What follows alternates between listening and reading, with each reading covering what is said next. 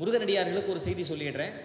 சிவனடியார்கள் அப்படின்னா நெத்தி நிறைய திருநீர் பூசும்போது சிவாய நமன்னு சொல்லி பூசணும், அண்ணாந்து பூசணும், கீழே விழக்கூடாது. இப்போ குண்டூசியில் தொட்டு வைக்கிறாங்க, அப்படிலாம் இருக்கக்கூடாது.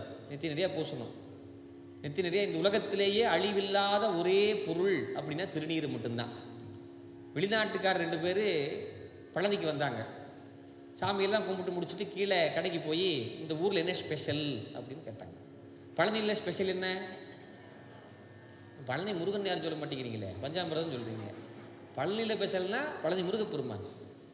சாப்பிட்றது ஸ்பெஷல் வந்து பஞ்சாமிரதம் கொடுக்குறாங்க. இது நாங்கள் லிக்விட்டாக இருக்குது, ஃப்ளைட்டில் எடுத்துகிட்டு போக முடியாது அப்படின்னு சொல்கிறாங்க.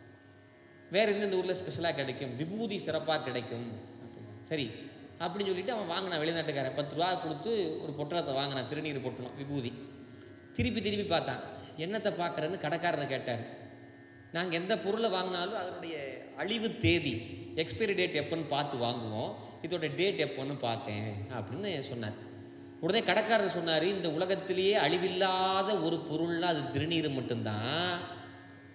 கேட்குற நீ, சொல்கிற நான், எல்லாருமே ஒரு நாளைக்கு திருநீராகத்தான் மாறுவோம். சரி, இதை பூசுறதுனால என்ன நடக்கும்? உன்னோட எக்ஸ்பைரி டேட் கொஞ்சம் தள்ளி போகும், அதாவது நீ உன்னுடைய வாழ்நாள் கொஞ்சம் அதிகரிக்கும் அப்படின்னு சொன்னாங்க. அப்போ முருகனடியார்கள் எப்படி திருநீர் பூசணும் அப்படின்னா, திருநீர் எடுத்து 3 விரல் எடுத்து இந்த சுண்டு விரல் படாமல் இந்த ஆள்காட்டி விரல், நடுவிரல், மோதிர விரலில் அண்ணாந்து பார்த்து 6 முகம் அப்படிங்கிற மந்திரத்தை 6 முறை சொல்லி நெத்தி நெறியாக பூசணும் அப்படின்னு சொல்லி அருணகிரிநாதர் சொல்றார்.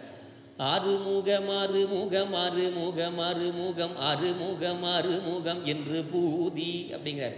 என்று பூதி ஆகம் அணி மாதவர்கள் அப்படிங்கிறாங்க. அப்ப திருநீற்றை பூசுகிற போது 6 முகம்ங்கிற மந்திரத்தை 6 முறை சொல்லி பூசணும்.